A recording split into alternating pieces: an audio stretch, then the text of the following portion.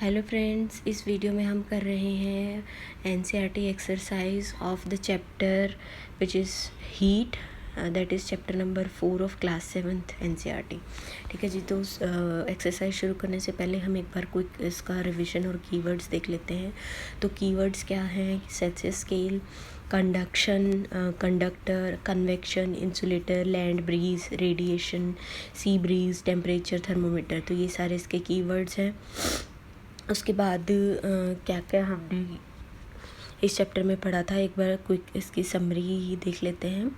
तो सबसे पहले है our sense of touch is not always a reliable guide to the degree of hotness of an object. कि कोई ऑब्जेक्ट कितना गर्म है उसके लिए हम सिर्फ सेंस ऑफ टच पे रिलाय नहीं कर सकते हमेशा। Temperature is a measure of degree of hotness of an object. Temperature क्या होता है? It is a measure of hotness of an object. ठीक है। Thermometer is a device used for measuring temperatures. Thermometer क्या है? It is a device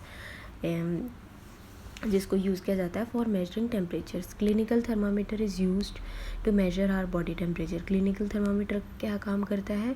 body temperature को major करने का काम करता है। और range of this clinical thermometer कितनी है? 35 degree Celsius to 42 degree Celsius.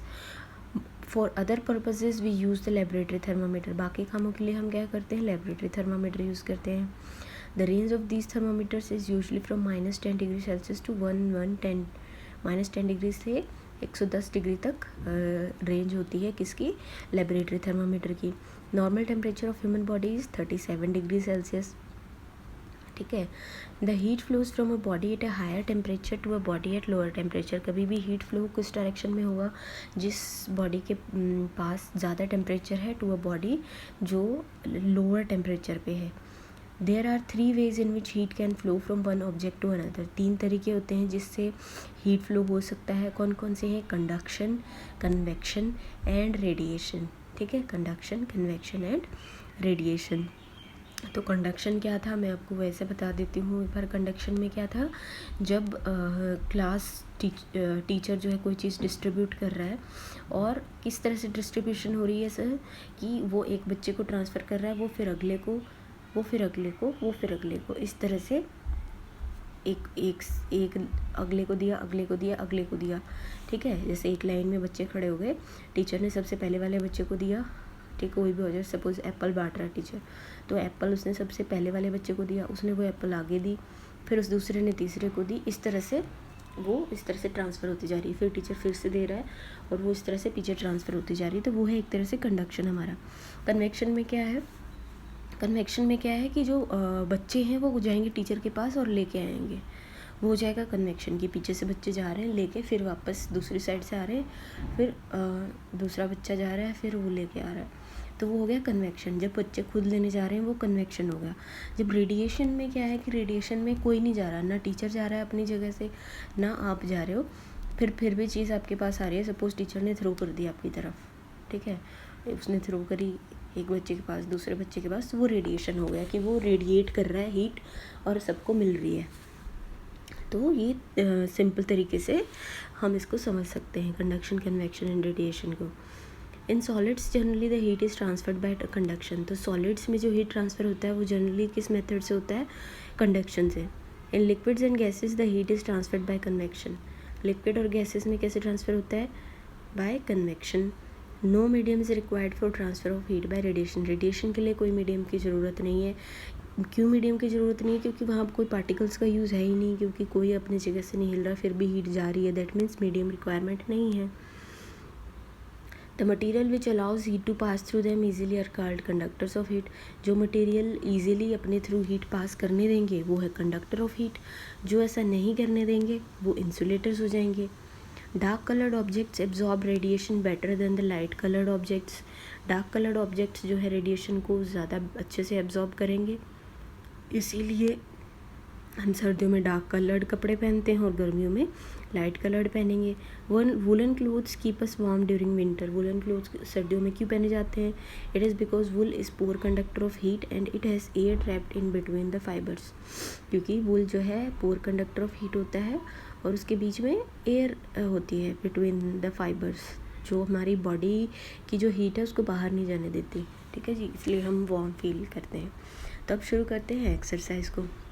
सबसे पहले आ गया state similarities and differences between laboratory and clinical thermometer. तो सिमिलैरिटी में सबसे पहले हम स्ट्रक्चर की बात करते हैं, तो दोनों ही जो थर्मामीटर हैं वो ग्लास के बने होते हैं, ठीक है, they are made up of glass.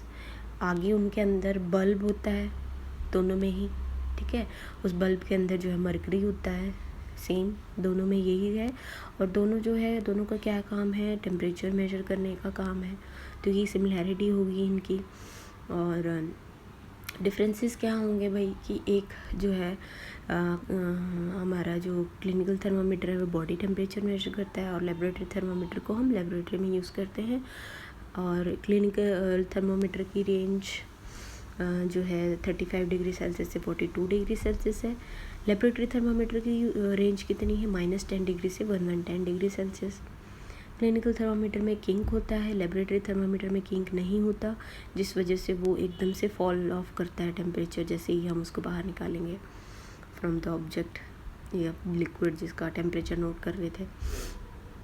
तो ये सारे इसके डिफरेंसेस हो गए। अब आते हैं सेकंड क्वेश्चन क्या है कि give 2 examples each of conductors and insulators of heat. Conductors जितने भी मेटल्स होंगे वो कंडक्टर्स होते हैं। सो कंडक्टर्स के एग्जांपल हो गए आयरन, एल्यूमिनियम, कॉपर। इंसुलेटर के एग्जांपल हमारे हो जाएगा wood, plastic, air. Fill in the blanks. The hotness of an object is determined by its temperature. तो फर्स्ट में आ जाएगा temperature. Temperature of boiling water can not be measured by dash thermometer. Clinical thermometer से हम कभी भी measure नहीं करेंगे temperature of boiling water. Temperature is measured in degree Celsius, तो सी में आएगा सेल्सियस। डी है no medium is required for transfer of heat by the process of radiation. Radiation में हमें कोई भी मीडियम की रिक्वायरमेंट नहीं है। A cold steel spoon is dipped in a cup of hot milk. It transfers heat to its other end by the process of। तो जब भी हमने स्टील स्पून यूज़ करी, मतलब मेटल है, तो वहाँ पे मोस्टली मेटल्स में जो ट्रांसफ़र ऑफ हीट होता है वो बाय कंडक्शन होता है। तो ई का आंसर है conduction. Clothes of dash colours absorb heat better than clothes of light colours, ठीक है। तो डार्क कलर्स जो हैं वो एब्जॉर्ब बेटर करते हैं heat. Match the following. Land breeze blows during. Land breeze कब चलती है भाई, लैंड ब्रीज रात में चलती है। सी ब्रीज दिन में चलती है, ठीक है। और थर्ड है डार्क कलर्ड क्लोथ्स हम विंटर में पहनते हैं, और लाइट कलर्ड क्लोथ्स समर में पहनते हैं। Discuss by wearing more layer of clothing during winter keeps a warmer than wearing just one thick piece of clothing. जितनी ज़्यादा लेयरिंग होगी उन लेयर्स के बीच में एयर ट्रैप हो जाएगी, और एयर जो है बैड कंडक्टर है हीट की, तो वो हमारी बॉडी की हीट को बाहर जाने नहीं देगी, ठीक है। Look at figure this, mark where the heat is being transferred by conduction, convection and radiation. तो ये आप बता सकते हो कि जहाँ मेटल है, पतीला है, वो वहाँ कंडक्शन हो रहा होगा, जहाँ पानी गर्म हो रहा है वहाँ कन्वेक्शन है, और इस पतीले के बाहर जो जैसे हीट निकल रही है वो रेडिएशन है। In places of hot climate it is advise that the outer wall of houses be painted white. क्यों होनी चाहिए वाइट, कि जितने लाइट कलर्ड होंगे वो मैक्सिमम लाइट को रिफ्लेक्ट बैक कर देते हैं, एब्जॉर्ब नहीं करते, तो टेम्परेचर्स ज़्यादा नहीं बढ़ेंगे। 1 litre of water at 30 degree Celsius. 8th question है is mixed with 1 litre of water at 50 degree Celsius, ठीक है। तो मिक्सचर का टेम्परेचर क्या होने वाला है, between 30 degree and 50 degree obviously, तो इसका आंसर डी होगा। अब आते हैं क्वेश्चन नंबर 9 पे। An iron ball at 40 degree is dropped at a mug container water at 40 degree, the heat will be. अब क्योंकि दोनों का टेम्परेचर सेम है तो कोई हीट का ट्रांसफ़र यहाँ पे नहीं होगा। Not flow from iron ball to water और from water to iron ball, ठीक है। क्वेश्चन नंबर 10 है a wooden spoon is dipped in a cup of ice cream, it's other end becomes cold by the process of conduction. Wooden spoon में conduction नहीं होगी क्योंकि तो insulator है, तो यहाँ पे does not become cold, D answer आएगा क्वेश्चन नंबर 10 का। Stainless steel pans are usually provided with copper bottoms. Copper bottoms makes the pan better conductor of heat than stainless steel. तो कॉपर जो है better conductor है, इसलिए उनके bottoms जो हैं उसके बने होते हैं। तो 11th क्वेश्चन का आंसर होगा डी। और ये नीचे एक्टिविटीज़ एंड प्रोजेक्ट्स पढ़ सकते हैं अगर आपने और करना है तो थैंक यू फ्रेंड्स।